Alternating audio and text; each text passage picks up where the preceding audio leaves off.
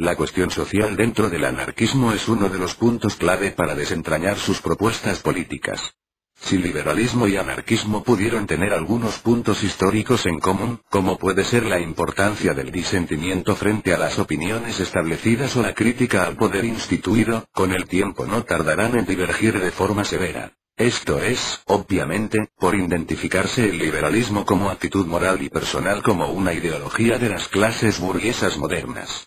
Es más, el liberalismo ha abierto paso, con su ideal del laissez-faire en un contexto de libre mercado, la intervención mínima o nula del Estado en la economía, a mayores desigualdades en beneficio de ciertos grupos sociales, no del conjunto de la sociedad. Es importante recalcar esto, resulta muy diferenciable y en muchos aspectos irreconciliables la actitud política y social liberal de lo que debemos entender como libertaria, propia del anarquismo.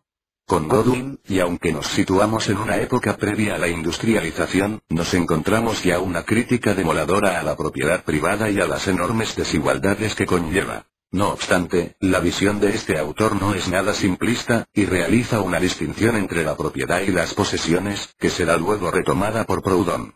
La propiedad sería el resultado de un sistema injusto de la distribución de la riqueza, mientras que la posesión resulta inherente al progreso del hombre, ya que éste tiene unas necesidades básicas que satisfacer y debe recibir los frutos de su trabajo. Además de Godwin, hay que reseñar a otros autores dentro de la tradición libertaria, que no son específicamente anarquistas. Así, John Stuart Mill posee rasgos libertarios, además de liberales, especialmente en su concepción de la sociedad y en su preocupación por las desigualdades, no solo entre seres humanos, también entre hombres y mujeres. Stuart Mill siguió en muchos aspectos a Jeremy Bentham, otro autor no estrictamente ácrata, pero al que podemos considerar libertario en algunos aspectos éticos y políticos.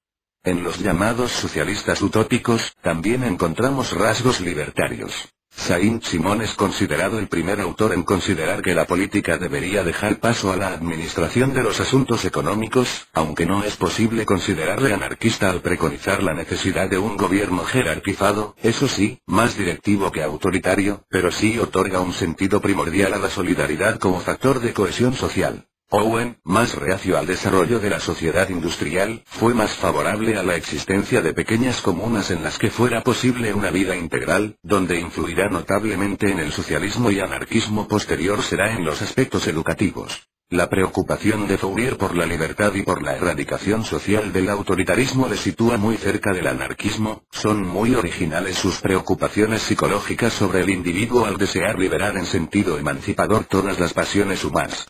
Tal vez muchas de las propuestas de los socialistas utópicos se hayan visto posteriormente como ingenuas, pero los anarquistas fueron mucho más flexibles que otras corrientes y reconocieron su legado, especialmente en su deseo común de una revolución social integral y no solo económica.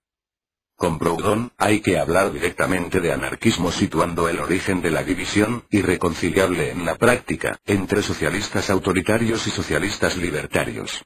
Como es sabido, Proudhon fue un hombre de grandes contradicciones, con diversos cambios en su visión sobre la propiedad y el salario, pero al que hay que considerar como un importante filósofo anarquista en el que encontramos ya unos rasgos primordiales para las ideas libertarias como es la cuestión federalista. Sin embargo, será después con Bakunin y con Kropotkin con los que encontramos ya la formulación del anarquismo con su componente social, llámese colectivismo o comunismo. Con Malatesta, tenemos una exposición clara del socialismo y de la anarquía, hasta el punto de considerar ambos términos estrechamente ligados. La explotación económica y la dominación política vendrían a ser dos aspectos de un mismo hecho. En Malatesta, observamos ya una crítica severa a ciertas corrientes que quieren llamarse anarquistas sin analizar ni combatir la dominación de un modo amplio. El socialismo sin la anarquía, esto es, el socialismo gubernamental, lo creemos imposible, puesto que sería destruido por el mismo órgano destinado a mantenerlo.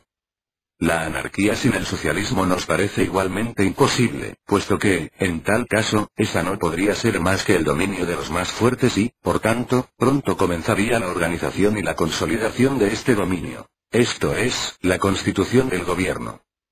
Se trata del componente social, organizativo e incluso moral del anarquismo, que tanto ha reivindicado recientemente Murray Bookchin. Rudolf Rocker, en su libro sobre una de las tendencias organizativas del anarquismo, Anarcosindicalismo, Teoría y Práctica, considera que el ideal ácrata tiene en común con otras corrientes socialistas el deseo de abolir todo monopolio económico, mientras que lo diferencia es considerar que la guerra contra el capitalismo debe ser también un combate contra todas las instituciones de poder político. De nuevo observamos la insistencia ácrata en la unión entre la explotación económica y la dominación política y social.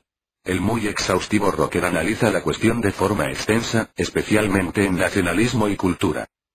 Las palabras socialismo y, especialmente, comunismo han sido muy pervertidas por la praxis estatista. Esto es así, hasta el punto que hoy se identifica con esos regímenes totalitarios, por lo que se suelen rechazar de forma inmediata. Sin embargo, el anarquismo nace y se desarrolla como una corriente socialista, algo que resulta tremendamente reivindicable si se insiste en que nada tiene que ver con la dominación y sí con la emancipación social.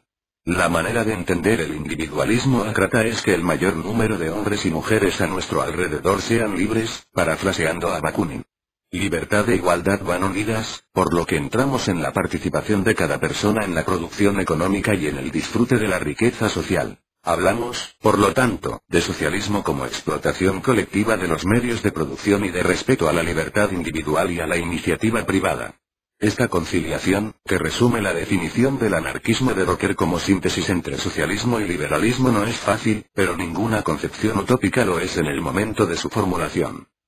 Colin Ward, por mencionar otro autor anarquista reciente, entendía el socialismo libertario como un movimiento cooperativo que supusiera una multiplicidad de formas de propiedad colectiva de los medios de producción, de distribución y de intercambio.